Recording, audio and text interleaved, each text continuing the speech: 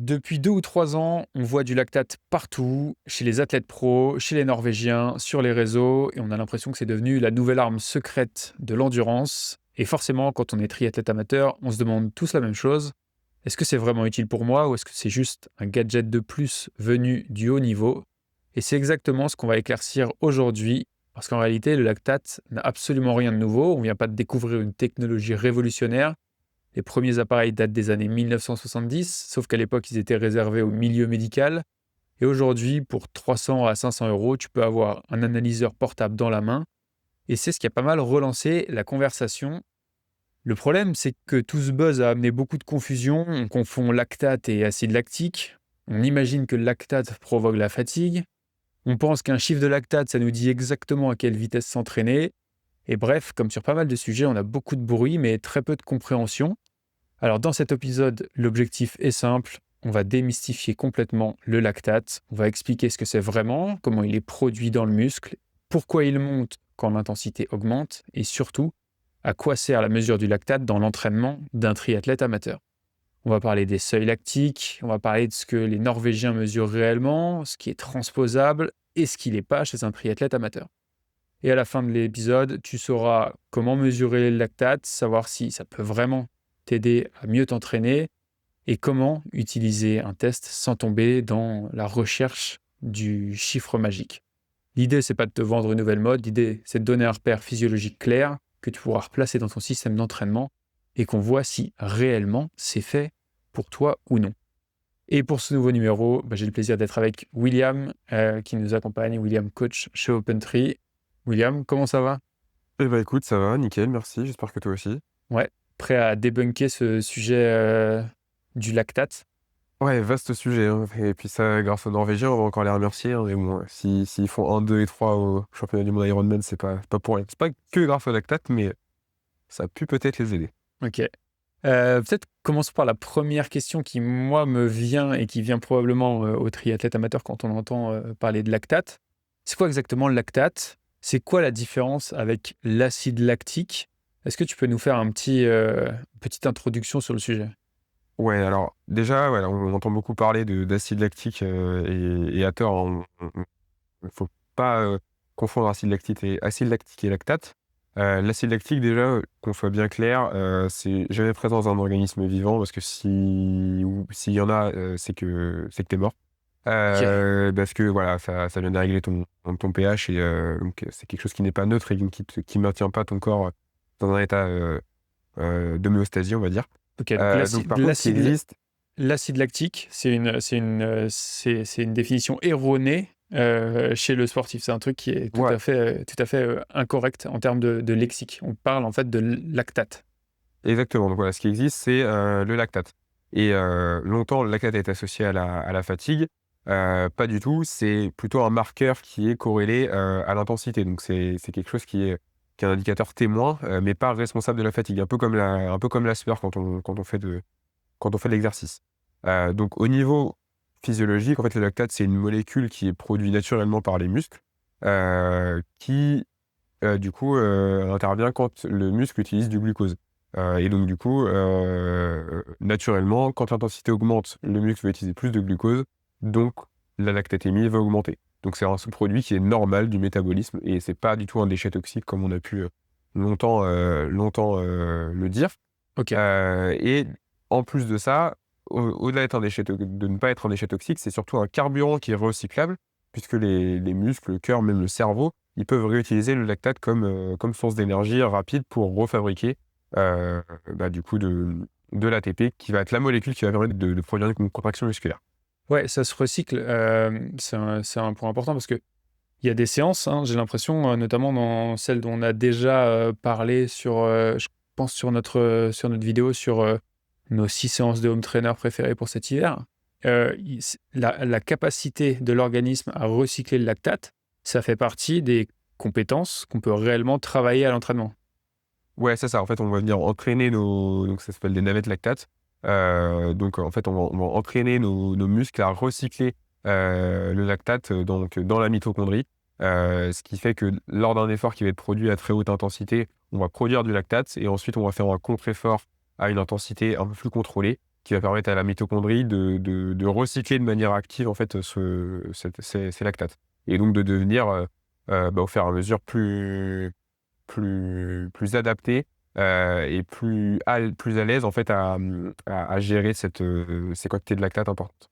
Ok, donc finalement, en fait, c'est juste un des carburants de l'effort.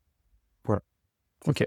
Donc, pour te résumer simplement, voilà, c'est un carburant de l'effort qui peut être réutilisé par les muscles et qui, au départ, vient de la dégradation des glucides pour créer de l'énergie. Ok, ouais, très intéressant. Ok. Maintenant, la question, c'est en quoi c'est intéressant de s'attarder sur cette mesure du lactate. À quoi ça sert? Comment on le fait? Pourquoi est-ce que c'est un sujet qui est arrivé chez les sportifs? Alors en fait, la mesure qu'on va avoir du lactate, le chiffre qu'on va obtenir, ça va nous permettre un peu de déterminer dans quelle zone d'entraînement on va se situer. Alors ce qu'il faut distinguer, c'est que quand on vient faire une mesure de lactate, on ne mesure pas la production totale de lactate, on mesure uniquement le lactate sanguin. Si je prends un exemple, là, si mettons maintenant, là, à l'instant T, je me faisais une piqûre de lactate, je serais peut-être à 0,8, 1 millimol. Pourtant, je ne suis pas particulièrement en train de faire un effort. Par contre, si je monte sur mon vélo et que je fais une séance d'endurance à 180 watts, eh ben, je vais peut-être être au même taux de lactate, voire même un peu plus bas. Et pourtant, je fais un effort qui est plus important. En fait, Ok. la mesure de lactate qu'on va obtenir, ça va vraiment être en référence à la concentration qui va être dans le sang, donc qui va être en excédent par rapport à ce qui est dans le muscle. Ok. Donc, si Quand je on comprends. cherche à mesurer le lactate, par exemple sur un test progressif avec des paliers de 6 minutes, comme ce qu'on peut voir habituellement, on va chercher à, à déceler une première hausse, puis une seconde hausse significative du lactate pour déterminer ce premier seuil, ce deuxième seuil. Ok. Globalement, si on caricature un peu, c'est ça.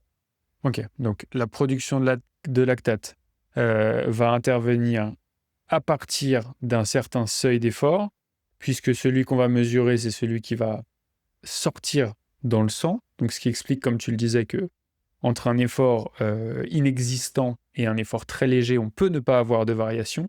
Mais quand l'organisme commence à le rejeter dans le sang, là, on va avoir quelque chose qui est corrélé progressivement avec le niveau d'effort. Voilà, c'est ça. Donc, Ok. on va dire que quand on a une première élévation, c'est que le muscle commence déjà à saturer entre guillemets en lactate, mais que la périphérie autour, du coup, réutilise ce lactate. Donc, en fait, on a un lactate sanguin qui reste stable. En plus, après, on a une deuxième élévation.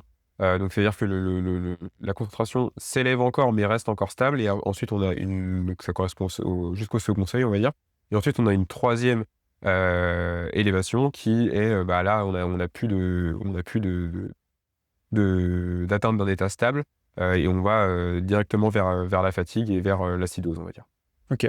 Et juste, tu nous le disais, mais en quelle unité ça se mesure la présence de lactate sanguin? Alors, ça se mesure en millimol par litre. Ok. Donc, Par litre voilà, de c'est sang. une mesure scientifique. Ouais, ouais, je pense qu'on va revenir après au-dessus sur à quel niveau on se trouve à peu près au premier, au deuxième seuil. Je sais pas si c'est des, Ouais, si c'est des vérités absolues là-dessus, mais c'est des pas notions du qu'on va tout. retrouver après. Pas Ok, du tout, pas du tout. très bien. Ouais. Donc le truc au seuil 2, on est à À 4 4. millimol, C'est un truc faut qui est un oublier. cliché. Faut Ok, oublier, c'est très, très individuel. ok. Ok, très bien. Donc de ce que j'en comprends, finalement, c'est finalement d'abord un indicateur pour permettre de prendre des repères sur ce qui se passe dans l'organisme à certains niveaux d'intensité. Voilà, faut se dire que plus l'effort augmente, plus cette concentration augmente, mais que par contre, elle est pas du tout en lien, enfin, que la mesure qu'on va faire n'est pas du tout en lien avec la production totale. Comme je le disais, quand je suis assis, j'ai une activité nulle, donc j'ai pas de production de lactate. Par contre, quand je fais une sortie vélo d'endurance, j'ai une production de lactate, beaucoup plus importante, mais qui ne se reflète pas au niveau sanguin, Ouais. et qui du coup se reflètera plus tard quand l'intensité va vraiment augmenter et que la lactatémie va plus être gérable par les muscles. Ok. Hyper intéressant. Ça permet déjà de débunker certains clichés qu'on peut avoir là-dessus. Après, qu'est-ce que ça veut dire physiologiquement et comment on peut le rapprocher des différentes notions de seuil? Alors, donc souvent, quand on cherche à faire un test lactate, on va chercher, à déceler 2 seuils. Donc le premier seuil lactique, le deuxième seuil lactique. Donc le premier seuil lactique qui globalement va être, assez proche du premier seuil ventilatoire.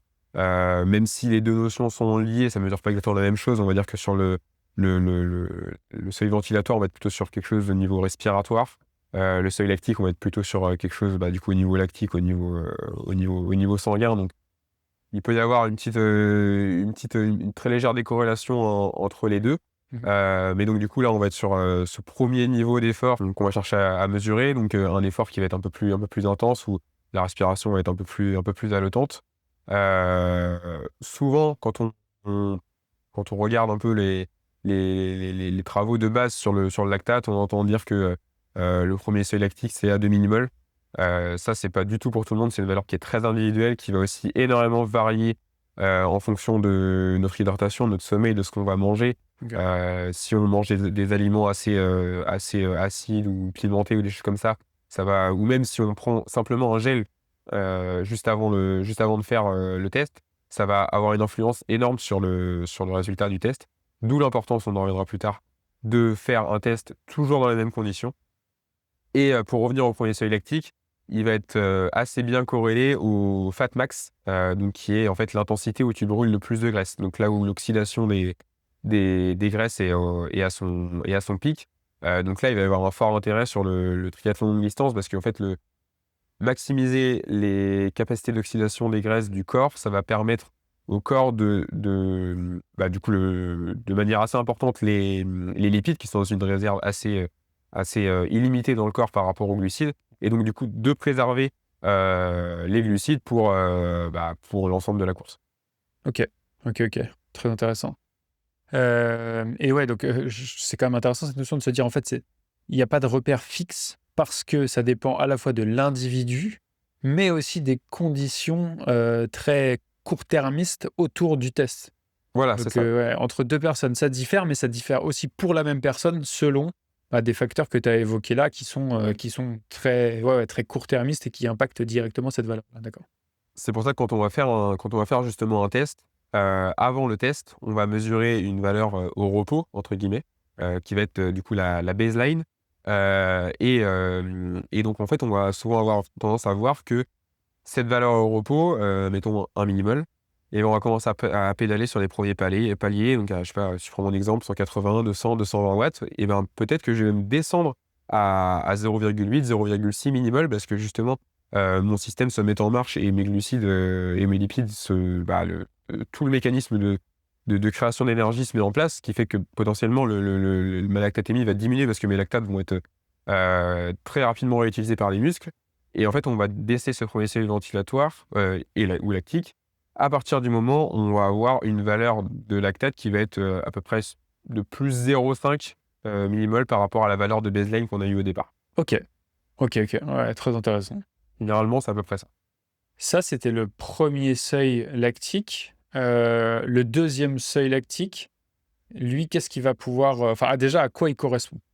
Alors le deuxième seuil lactique, qu'on appelle souvent aussi MLSS, pour Maximal Lactate Steady State, donc c'est l'état stable maximal de lactate.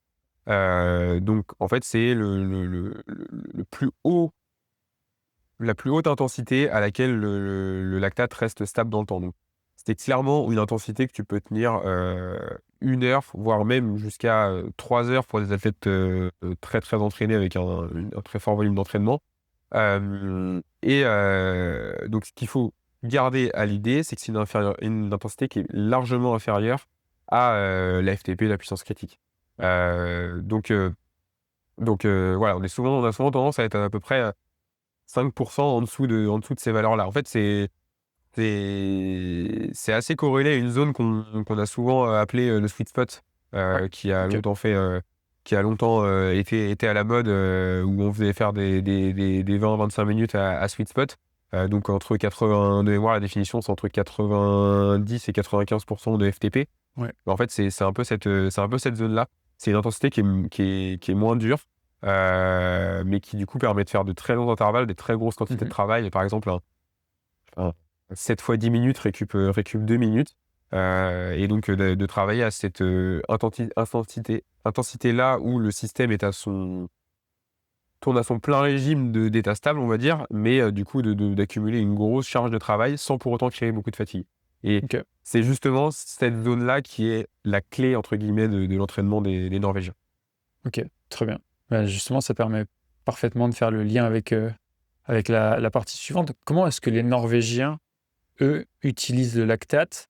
On voit beaucoup, enfin, on voit beaucoup. Ouais, on voit beaucoup ce truc passer chez eux et ils communiquent pas mal dessus.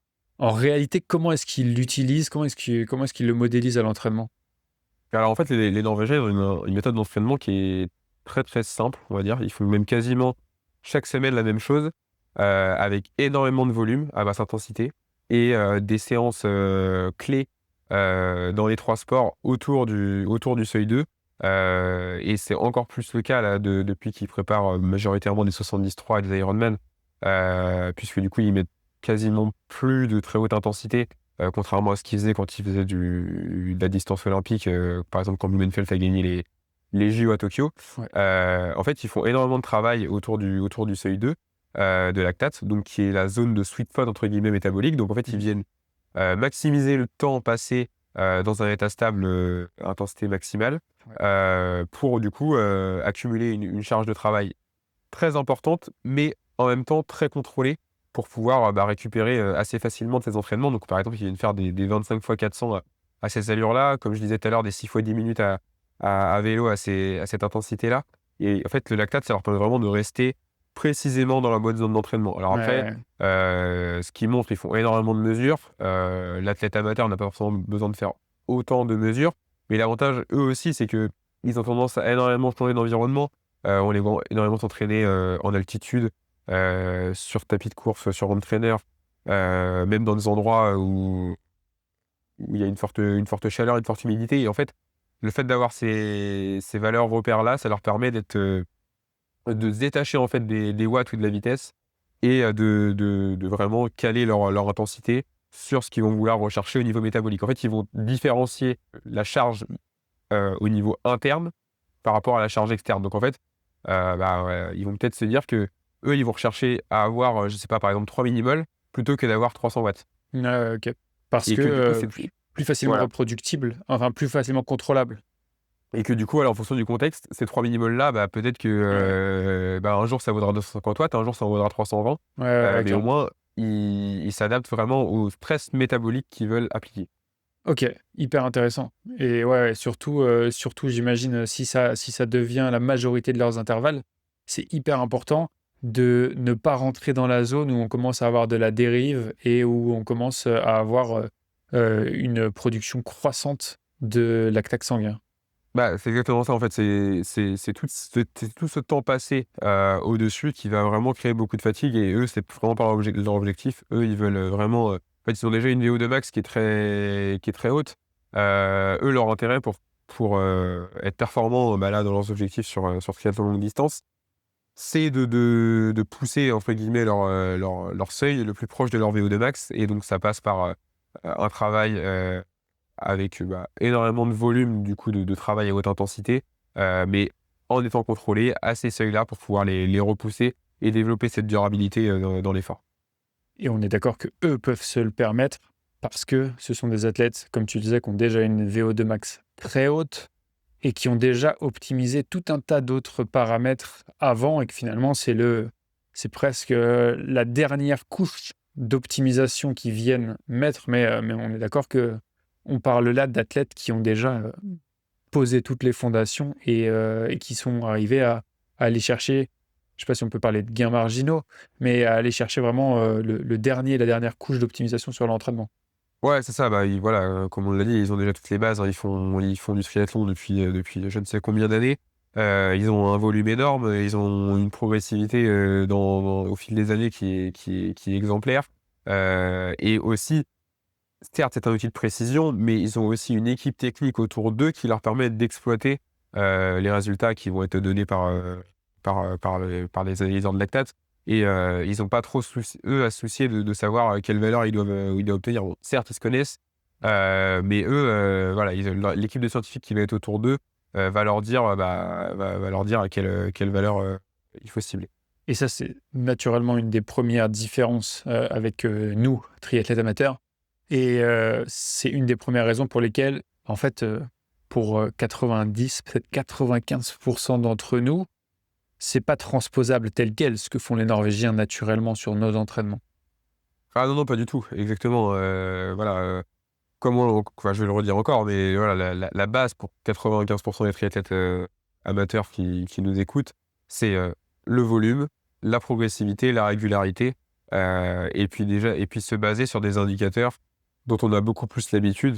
Je parle de la vitesse, la fréquence cardiaque, la puissance et déjà être rigoureux là-dessus, et même chose sur sa récupération, Ouais, c'est quelque chose qui est fondamental.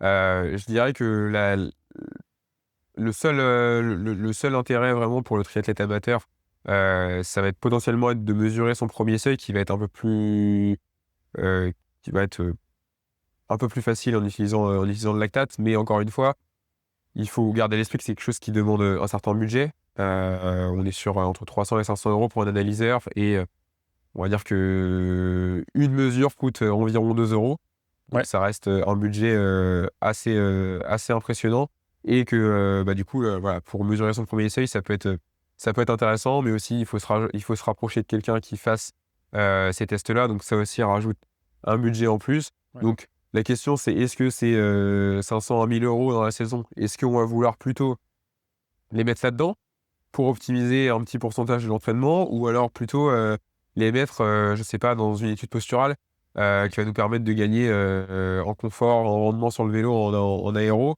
ou dans une nouvelle paire de roues ou je sais pas, dans Ouais, tout un tas d'autres choses ou même qui déjà peuvent avoir un dans un gain programme bien d'entraînement. plus voilà, un gain bien plus important, au niveau de votre résultat final. Ouais, OK.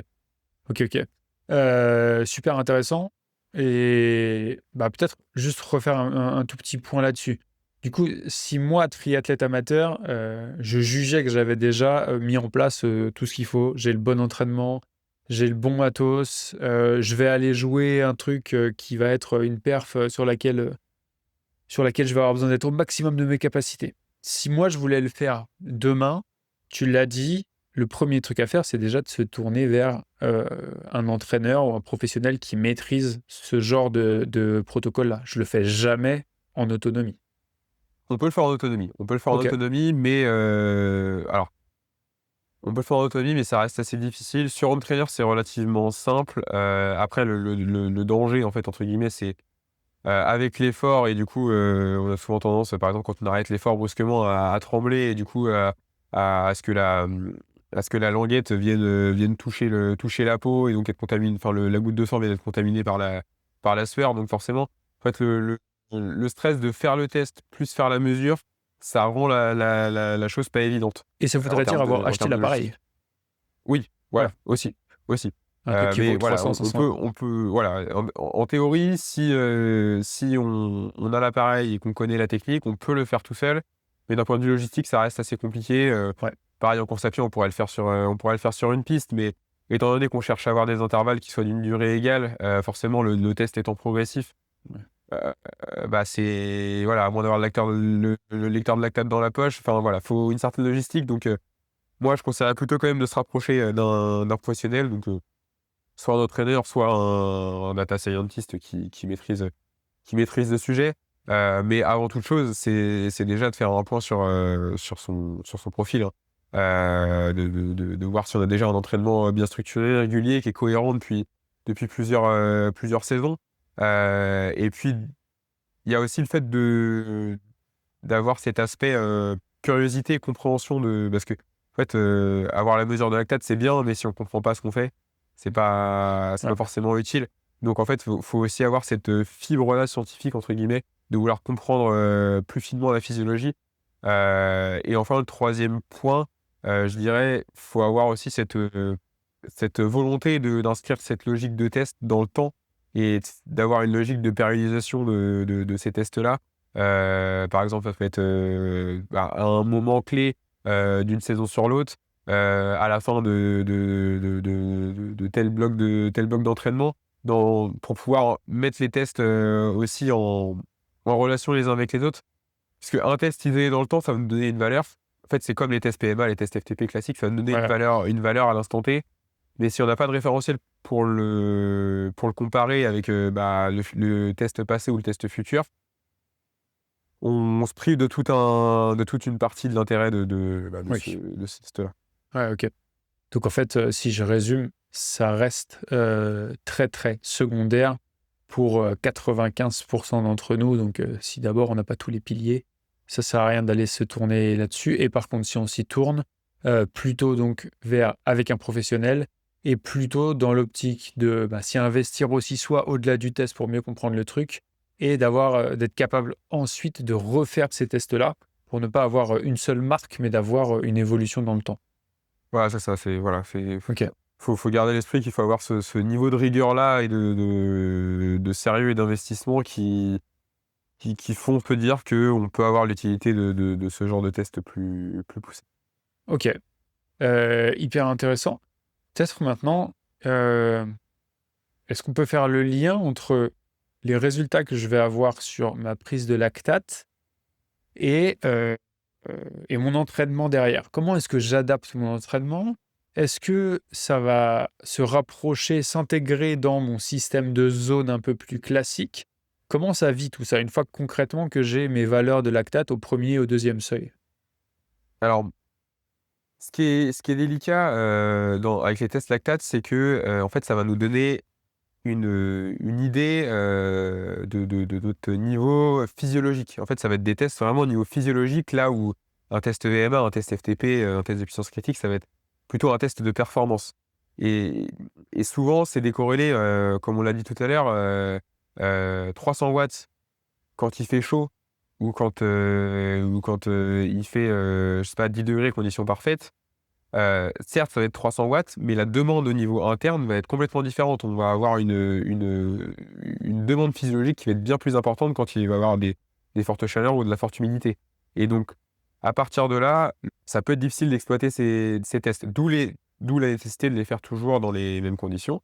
Et ça va être utile, vraiment plutôt pour contrôler, qu'on est bien dans la bonne zone d'entraînement. Donc, ça va être assez compliqué de les caler avec les systèmes de zone.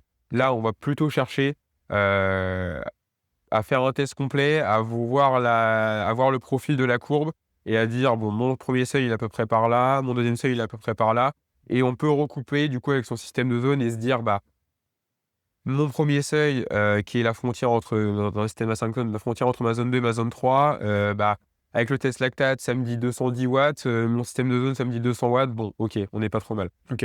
Pour le 2e seuil, on va être plutôt tout en haut de la zone 4, et bah, même chose, on va essayer de comparer les valeurs, voir si c'est cohérent. C'est plutôt voilà, on va chercher plutôt à avoir une cohérence et par contre, là où ça peut être judicieux, c'est plutôt par rapport au cardio. En fait, le c'est vrai que la courbe de cardio qu'on va avoir sur un test lactate, et donc, bah, va nous permettre on va dire qu'au premier seuil, on va être à telle valeur de cardio et bah, quand on va faire des entraînements, par exemple, j'ai une sortie longue avec, 2 fois 20 minutes au seuil et bah, là, on va plutôt, pouvoir se tabler sur le cardio qu'on avait pendant ce test lactate. Ouais. Donc c'est plutôt le cardio qu'on va avoir pendant le test lactate et les valeurs cardio associées aux 2 seuils qu'on va pouvoir réutiliser après. D'accord, ouais. Ouais, très bien. OK, très bien. Ouais, donc ce qui rajoute aussi, enfin, ce qui abonde dans le sens de ce que tu disais, c'est-à-dire que, c'est pas un chiffre magique qui va nous permettre ensuite de comprendre tout notre entraînement. Ça va juste être une info complémentaire à ce qu'on a déjà et qu'il faut être suffisamment mature ou bien entouré pour l'utiliser correctement après, dans ces séances. Ouais. Super. Écoute, en une demi-heure, on a fait un bon tour du sujet. Qu'est-ce que tu voudrais pousser comme dernier message, là-dessus pour conclure? Bah, que c'est un outil qui est à la mode et qu'il faut garder à l'esprit que, il faut avoir un entraînement très structuré, limite quasiment professionnel pour en avoir vraiment l'utilité. Pour moi, si vous vraiment vous voulez vous y intéresser et que vous voulez faire un test par curiosité, je dirais qu'un test en début de saison, ça peut être intéressant pour fixer des zones d'entraînement fiables, Mmh. pour pouvoir, aborder la saison sur de bonnes bases.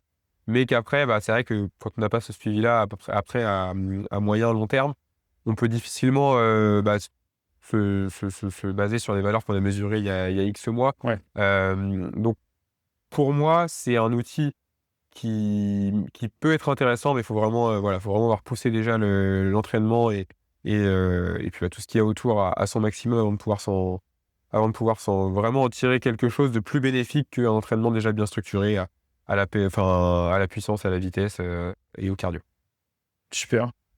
Bah, écoute, merci William. On a, je pense, bien fait le tour du sujet et puis bien, débunké, les fausses croyances, remis un peu des termes concrets sur toutes ces notions de lactate, d'acide lactique qui, fort heureusement, n'existe pas dans nos organismes. Et puis ça permettra aussi d'y voir plus clair pour ceux qui nous écoutent.